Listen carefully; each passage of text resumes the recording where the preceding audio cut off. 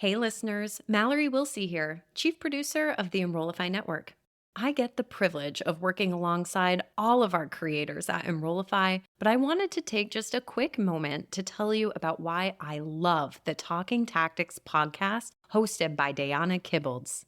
Every other Tuesday, Day drops a new episode where she focuses on a single tactic that moved the needle on any enrollment metric, from inquiries and booth visitors to apps completed and deposits, even registrations, you name it. The catch? The tactic had to be done with limited resources, either by a single person or a small but mighty team, or limited time, or maybe without a lot of money. The podcast format is fun and engaging, and it's just different from the more traditional 60-minute interview style shows. If you work in enrollment management or marketing, be sure to give Day's show a listen. You can subscribe to the show by visiting podcast.enrollify.org or just search Talking Tactics wherever you get your podcasts. Hit it! That's what I'm talking about. Wait! Okay, now, from the beginning. Hit it, boys. Welcome to M&A in Higher Ed, a special 5-part pulse check series on mergers and acquisitions within the higher education sector, brought to you by Enrollify and Element 451. I'm Kin Sejpal from the University of Redlands, and over the next 5 weeks, I will be your guide through the intricate process of institutional consolidation and what it signifies for our industry's future. By examining both the challenges and successes, we can better prepare for the evolving landscape of higher education, ensuring that we navigate these changes in ways that strengthen our institutions and serve our communities effectively. Now, let's jump into today's episode. Hi, welcome, Robin. Thank you so much for joining us today. I'm so excited and looking forward to our conversation on M&A, but from a change management perspective. If there's anything that comes with M&A, we know that it is change. So I am excited that we are going to make that applicable to M&A in higher ed, and I'm sure that our listeners will find that tremendously valuable. So thank you for joining me today. Well, thank you for having me. Glad to be here. Okay, Robin, so tell us what got you into this line of work, and when do organizations really seek you out? What is the outcome that they're hoping for when they say, "Let me bring in a change management expert"? So they bring me in after the deal has been signed, and so they're now one company on paper, but not necessarily one company practically. And so I'm coming in to make sure that there are synergies between the people, but I'm also helping to manage if there are systems that are changing, if there are processes that are changing, business processes, making sure that those are harmonized, and making sure that employees are proficient with the new systems that they will have to use. And more importantly, making sure that leaders understand how to manage their employees through the change, because everybody's scared. Everybody's nervous. Everybody's uncertain. They're not sure if they're going to have a job. And so I'm there to help understand what their pain points are and how do we move forward so that we can actually become one organization. Thank you. I'm sure that is a big task, even though people try to do the best they can. I think bringing that outside perspective and really understanding the people that are going to be affected, I think that I wish every organization would do that. Um, so you have written a book for integration leaders. Tell us a little bit about that, and then you also wrote an ebook about leading after mergers and acquisitions. So you've had some things to say. Absolutely. Absolutely. So let me start with the most recent book, which is Blended. And it's for integration leaders and HR leaders who understand that they need change management through the merger integration process, but they're not exactly sure how. And so I've written the book to say, here's what you should expect when you are looking to hire a change management professional for your integration team, here's what they should be doing.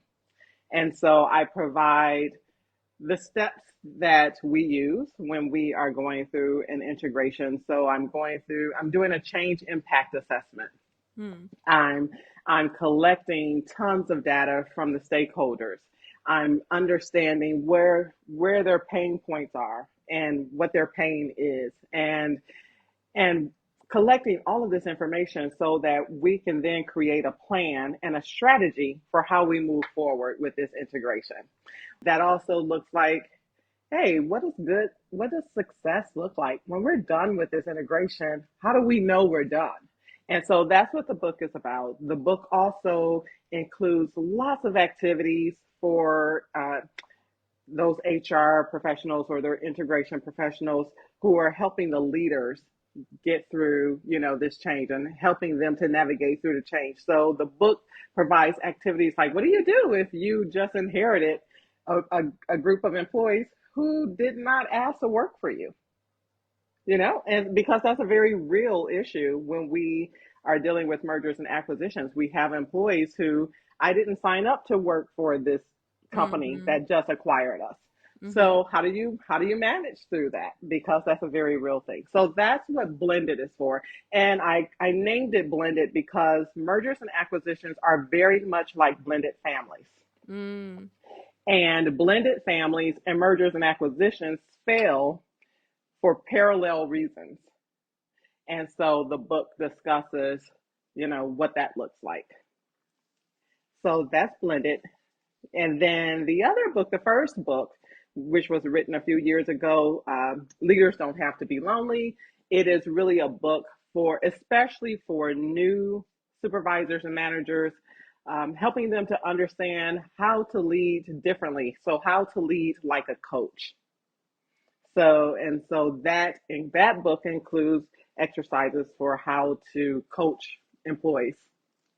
Got it. As we're thinking about again M&A in higher ed, it sounds like across your career, people are at the core of what you do. How does change impact employees and people, and leaders included? Yeah. So, what is your way of working around this whole issue of, okay, this is a financial decision, this is a growth decision, this is a business decision, but really, at the forefront of all of that is people. It's people's jobs, it's people's sense of belonging, it's people's livelihood, it's people's connection to a work community. How does one take care of that in a way that they can not just do it from a retention of employee standpoint because they want to keep their best people, but really from just the idea of being a human first and a business second. So, so as you probably know, one of the issues is that people aren't considered first, especially during a merger or an acquisition. So if the head of the organization and the board of the organization decide that they want to merge, their first thought is the reason why they're merging. So in the case of a college or a university, it, like I said, is either because of low enrollment or they're going through some financial issues. That is at the forefront of their mind. Or they want to grow their programs or expand in a different geography. Exactly. Yes, Yeah. it's Yeah. still all Hmm. business reasons, right? Yeah. Mm-hmm. Absolutely. So it's those reasons that they are concerned with. They're not concerned with necessarily how it's going to affect employees and all their different stakeholders, the students and every other stakeholder that exists. And so that becomes a problem because they're just looking at it in this little bubble. And it's not until, and so generally I'm brought into the process after, like I said, after the deal has been closed and they've already started the integration. And somebody finally says, whoa, this is not going well. The people aren't doing what we want them to do because they are not factoring in the people. They're not thinking about the people. The people are not at the forefront of their how do we get through this? How do we become one? Mm. And so, yeah, and so that becomes one of the issues with mergers and acquisitions. The people aren't considered enough. The key operative word here being enough, right? Are they thought about enough? For me, I think people are being thought about. I think they are being considered. But as Robin, you and I have discussed too, when you are brought in, it's after integration. It's like now bring these people together. So the question might be, when are the people brought into the process? And particularly in higher education, who are those people? Because the amount of people that can be impacted with a change as big as this range the gamut: faculty, staff, alumni, partners. Of course, we can't forget students. So, how do you put your arms around people and their different needs and their different concerns and questions when you have so many groups of people to think about? What's the people first strategy here? Yep. So a good change manager is going to look for all of the stakeholders. And so that comes when we are doing our initial impact assessment. That's where we're learning about all of the stakeholders. And so you're right. The students, the faculty, the accreditation boards, and the community, and not to mention the board itself of the university. I mean, there's just so many different stakeholders. But that's what we do. We're here to find out who those stakeholders are and what their pain points are. So this change is happening. What does that mean for you? What will this change look like for you? What are you anticipating as a result of this change? And so we're digging deep into how is it going to affect each stakeholder. So whether it's a college or a university or even a corporation, it doesn't matter. I'm doing the same thing. Only with a college and a university, I have more stakeholders Mm-hmm. to interview and to talk to. So that process will take longer because in a Mm-hmm. corporation, I can probably get through the stakeholder conversations within 3 weeks. But I would imagine with college and university, because of the number um, of stakeholders, it will probably just take longer, but the process is the same. Mm-hmm. Got it. Well, that is something that makes sense in terms of like you want to understand people's pain points and you want to try and get that external perspective to understand those pain points, because I think there's a level of candor there. There's a little level of vulnerability there that people can bring to the conversation. What do you feel is the biggest pain point for people when they're going through M&A? I feel like there's some level of change fatigue. Pandemic was a big change of our lifetime. I mean, there couldn't have been a bigger change of our lifetime that I can think about that disrupted the whole world. And just coming out of that, I just think there's an expectation or a need for just okay, some level of steady state. Like too much change can be exhausting, can be draining.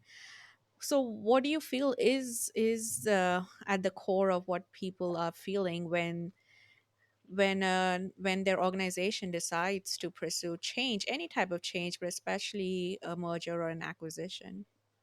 Uncertainty and just Mm-hmm. not knowing. And when a merger or an acquisition is being announced, we instantly think, oh my God, am I going to have a job? Mm-hmm. That's the very first thought. Will I have a job? And then we think, will I change? Will I have to change managers? And if you really like your manager, that's a big deal. If you don't like your manager, not so much of a big deal. But if you like your manager, you're thinking, will I have the same manager or am I going to have to change? Now, before the pandemic, it was, will I have to relocate in Mm-hmm. order to keep my job? And now, post pandemic, because we have more remote work now, that's not such a big issue. But the very first thing is uncertainty, and it is because I may not have a job, and that's across the board. the industry, it doesn't matter. Yeah. Well, I think there is, I mean, uncertainty definitely accompanies change. How does one even grapple with, some limited information if an organization does not have all the information to give people those types of answers to give some level of certainty that they are seeking, because it's a process, right? It's a process. People are figuring out what will and will not happen, how teams will be integrated, who will and will not stay on, who will be required to take on different types of duties. Some of all of that work is what some of the process is about. So uncertainty seems to be like part of the comes with the territory, if you will. So what's your advice on how do you manage that uncertainty, knowing that even if you want to give all the information, you don't have all the information? Yeah. So let me take a step back. So during times of change, and it doesn't matter the change, how big or how small, we go through four stages of transition. So first we've got to acknowledge that we even heard that the change was happening. And Mm-hmm. then we move, and once we acknowledge it, and that process is a fairly quick process. It may take a week or two, for people to really come to grips with, okay, I guess this is really happening. And then we move into reacting. And that's where the uncertainty now, that's where it grows, that's where it festers. And then we go into denial, we get angry, we're like, why is this happening? Didn't we try this before and they're trying it again? It didn't work the first time, so we go through this stage of anger, disbelief, and frustration. Once we've kind of grappled with that, and that may take a while. Some Mm-hmm. people don't get through that phase, that transition very quickly. It's not until they get some information that maybe they will start to say, okay, maybe this isn't a bad thing, but they require information. And so once we've moved out of the reacting stage, we move into what's called the investigating. Okay, so maybe this isn't such a bad thing. Hey, I'm going to get a new manager. That's not a Mm-hmm. bad thing.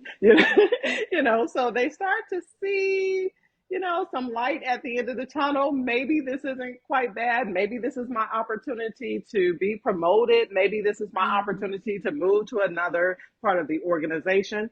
And so they start to figure out maybe the change isn't bad. But then what happens is they hear a rumor because we're not communicating enough. You cannot over communicate during a merger or an acquisition. Mm. Even if the information is we're still trying to figure it out, we Yeah. still don't know what's going to happen, share that because Mm. we just want anything. We want anything. Give me something that will either give me a reason to stay or a reason to start looking for another job. Right. So give me something, even if it's that you don't know. So what Mm. typically happens is in the investigating stage, we hear a rumor and nobody has said, no, the rumor isn't true. And so then we go back into reacting where we're now upset again and we're frustrated and why are we doing this? And so you kind of bounce back and forth between reacting and investigating. And that can take a while. Mm-hmm. And finally, if we're communicating, if we're asking questions, like the best thing an organization could ever do is set up some system, some social system, they have like the Slack and those types of social systems where employees can ask questions and get Mm-hmm. answers back from the leadership. Mm-hmm. Having town halls where the leadership is there to share what's happening and employees are there to ask questions. And so the more that can happen, so we can't just, like rely on emails for communications because you know what we do. We open the email, we see the title, and we're like, I'm busy. I'll read that later. And then we don't get back to it. And so we have to think of different ways to communicate with the employees. And so town halls are really good. and the Slacks of the world. Those are really good. And the more information people get, the less uncertain they are, and the Right. better and faster they can then move into the fourth stage, which is implementing. Okay, this is where we are. Let's go. So, but that all comes with communication, and the more they trust their leadership, the more the information becomes useful. I love that even when you don't have the answers, you can still say, we don't have the answers, but we are working toward it. And you can at least say by when you expect to have those answers so people can start to feel okay. They don't have to have the daily anxieties like, okay, by end of X month, this is when we'll know these types of decisions will be Yeah, made, or or we hope to know. right, Hmm. right. And the idea of not, there's no such thing as over communication. I think that is pretty profound. There are so many channels that companies and organizations and institutions can use, and from interpersonal communication, whether it's manager to team member or colleagues and such. And but what you want to not have happen is get the rumor mill going. Correct. Because Absolutely. you talked about the rumors getting started, and the stages kind of following that, and so you want to debunk any misconceptions, Absolutely. where possible. Yeah, because if we don't give employees information, they're going to create it. They're going to create it. And so I also wanted to say that Mm, because I've heard leaders say, well, Robin, we're going to, I mean, the information is going to change tomorrow. So there's no point in giving them information today. No, there absolutely is a point. Provide them with the information today, saying, hey, this information might change tomorrow. yeah. But Why not? Yeah. but what you're doing is feeding them information, and that's what they need in order to move through their transition of change. Yeah. What about leaders, Robin? So, I think we talked about employees and other stakeholders, which is important and should be important. But you referenced your book earlier about leadership and them being coaches. But leaders themselves are sort of bearing the weight of the change and leading the change, not to mention trying to do what's best for their people and for their communities. So, what is something that you can advise leaders who are going through transformation of this magnitude, because they can't pour from an empty cup themselves? Um, Absolutely. so, any advice for them when they enter this world of M&A and they're like, okay, now help us steer the ship and get us home safe? Yeah, so our middle managers are, they have the toughest job of them all during times of change because they have to deal with the people who are uncertain about what's going to happen to their livelihood. And they also have to figure out how to manage up to the senior leaders who've made all the decisions. So the middle managers are not in the room when the decisions are being made, but they are the ones who are being tasked with going and doing.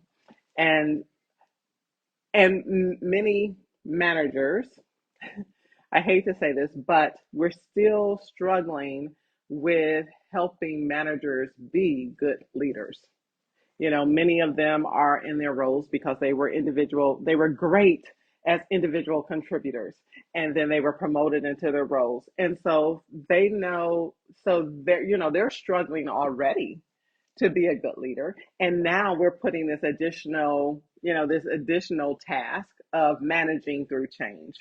And so I actually do lead a workshop called Navigating Change for leaders, helping them to understand how important it is for them to have good emotional intelligence. And what does that mean? Being flexible, being optimistic, of course, being self aware, right? So Mm, it all starts with being self aware.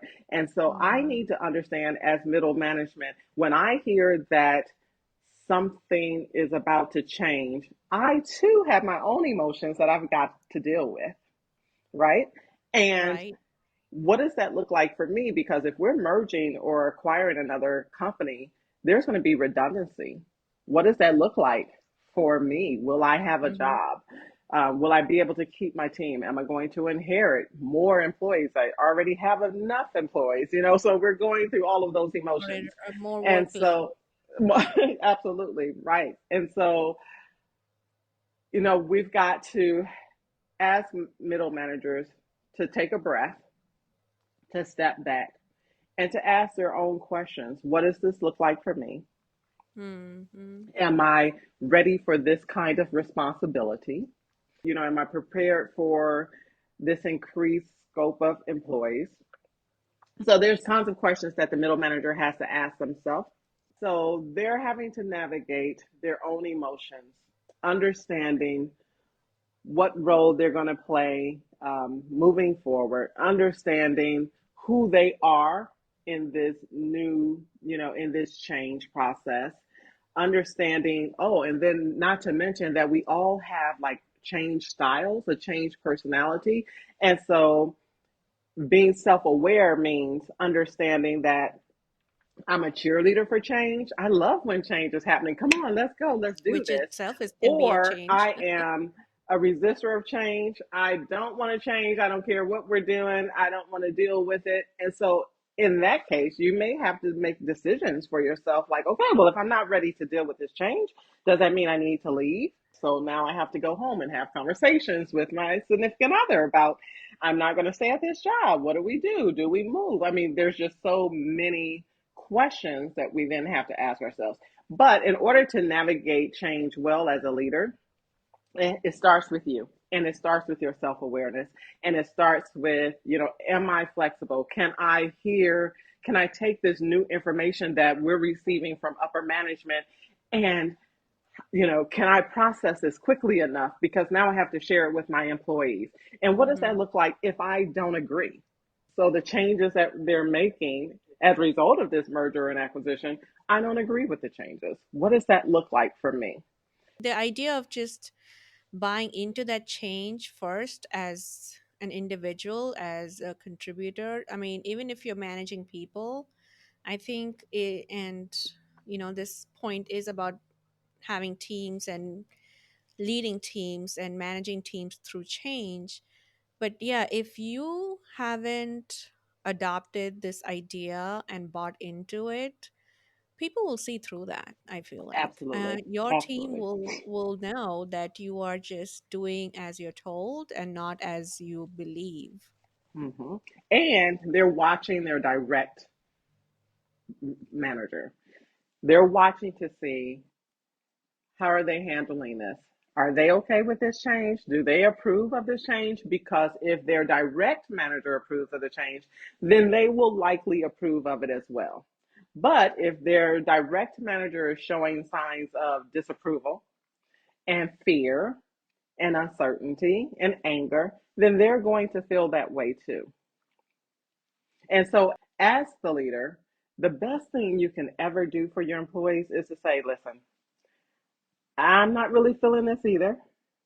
I have my own feelings about this, and I'm trying to manage, my emotions through this, and I don't know how I feel right now, or I'm upset right now, and we tried this before. I'm not sure why we're trying it again. It's being honest, because when you're honest, you're building trust. So your employees begin to trust you more because they feel like you're being transparent. And that's really the best thing you could ever do for your employees, is just to be transparent and say, I'm not feeling it either. So let's do this together.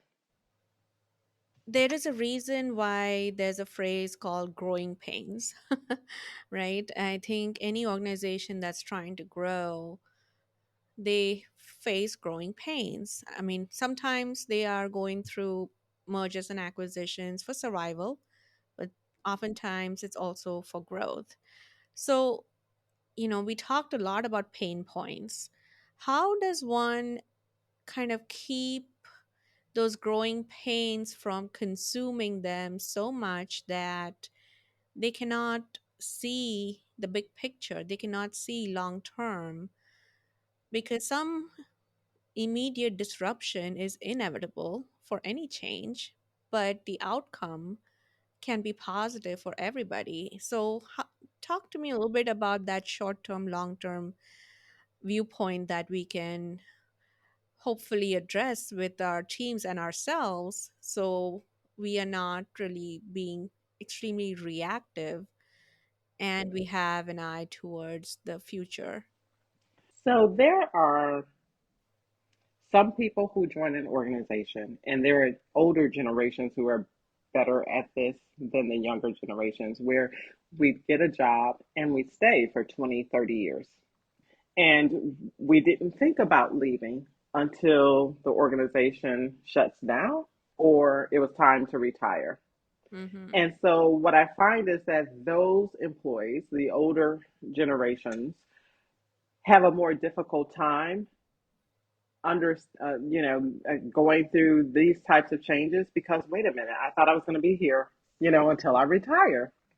With the younger employees, the younger generations, they're hopping around anyway. So they don't necessarily plan on being at any job for 20, 30 years. That's just not, what they think about. The message I'd want to send to everybody is that, listen, seasons change. Mm-hmm. And just like seasons change outside, seasons change in business as well. You've Right. got the startup cycle, you've got the cycle where they've kind of now balanced out, then you've got the cycle where, maybe it's time, the owner is ready to retire and they're selling the business off. I mean, they go through cycles. Managers are going to change, roles are going to change, you know, your season for the first 10 years may be very different from your season the next 10 years that you're in the organization. So that's the first thing I want to say is that if you are employed, know that things are going to change. And with that in mind, no change should ever be a surprise because things are going to change. So that's the first thing. But the second thing is that oftentimes the CEO, the head of the organization will say, continue to fly the plane. Even though we're going through all of these changes, continue to fly the plane. Well, it's very difficult to fly the plane when you have no idea what's going to happen to your work. So you don't want to rock the boat.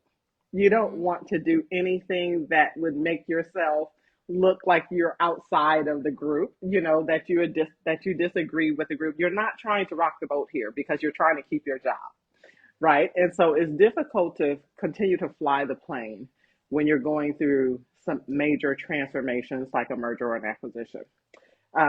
Also, because budgets are usually put on hold, and so projects that you're working on can't continue, not at the moment. So that in itself is disruption, and that's inevitable. It's going to happen. But what we can do, and especially the change managers who are on the integration, who are a part of the integration process, what you're doing is you're talking. You're talking to stakeholders. You're, again, just understanding. So this is happening. There's nothing we can do about this happening. How can we make this seamless for you? What do you need in order to feel okay about this? And so it's really just having these one on one or like focus group conversations. What do you need? What are you expecting? What are you hoping? So those are the conversations. And I think we underestimate the power of those conversations because sometimes all it is a conversation. And then they're happy. And then they're ready to roll. You're never not going to have disruption. But the conversations that you're having, making sure that people are seen and making sure that they're heard will alleviate a lot of the hard that comes with change. Goes back to the idea of communications, and not just communication one way, but the whole idea of listening and making Absolutely. people feel heard and seen. In closing, I guess if an organization has decided, okay, we are going to explore integration, merger, acquisition, what have you, from your perspective, from a change management perspective, from an employee first, people first perspective, where should they start? Where should they start? So typically they don't start until after the deal has been signed with good reason. because we have a letter of intent and we're talking doesn't necessarily mean that this deal is going to go through. There's so Right. many regulators and regulations that will keep things from happening. However, they can start with when they're doing their due diligence before the Mm-hmm. deal is complete. They're looking at, so they do a really good job at looking at benefits and, like all the HR things. They don't dig deep enough into the culture. And so what you hear are the Mm-hmm. leaders. The leaders will then go back to their employees and say, this is going to be such a good merger, such a great acquisition because our cultures are so similar. Mm-hmm. And then you get together and you realize, oh my God, the cultures are not similar at all. And You look under the hood a little bit more. Yeah. and so that conversation happens with almost all of my clients, where somebody is saying to me, Robin, they said that the cultures were the same, but they're not. And so I think that where they should start is looking deeper into Yeah. culture. And what does that really look like? Because I can guarantee you that they're probably not the same. Maybe the two heads, I mean, they like each other, they have some similar thoughts around things, but their leadership may be completely different. Right. And therefore their C-suite leaders and all the leaders, down the line, they are completely different. And that impacts people because once again, if I am a part of the target organization, I'm now being asked to, work for the acquiring organization. And what if their culture is extremely different from ours? And so then Yeah. that's when I have to ask myself, do I want to stay here? Can I stay here? Is this something that I can work with within this Mm-hmm. culture? Robin, this has been so invaluable. I've learned so much, and it has really, reinforced some of the things around leadership in general. I know we talked about it in the context of mergers and acquisitions, but it's really leadership broadly speaking, because, like you said, change is going to be constant. So how do you make sure that you are being thoughtful and you are communicative and you are putting people first and you're thinking about things like culture, etc. Where can people find you if they want to learn more about you and your work and if they want to pick your brain? So you can find me at my website, which is design.org, solutions, SOLNS.com. Or you can find me at LinkedIn or on LinkedIn at Robin M.L. Johnson DSL. And on Twitter at Dr. Rob. So that's DOCTA_ROB. We'll put those links and Twitter and LinkedIn handles in the show notes. If you also want to check out her book, Blended: A Leader's Guide to Managing Change During Post M&A Integrations, I think that this is not a sales sales pitch. I will just say it's a good read, especially if you're in this area of M&A. But on behalf of the listeners and myself here, I just wanted to say thank you so much for your invaluable insights into change management in M&A in higher ed.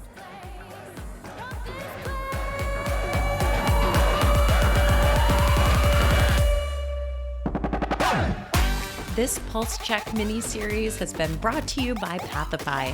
Gone are the days of clunky interfaces, disjointed systems, and massive, unhelpful link farms. Centralize all your systems with Pathify so that students see the information that matters to them in a digital experience that actually makes sense. From prospective students through alumni, it's about time the student experience started looking and acting like a consumer app from this century. Visit pathify.com for more.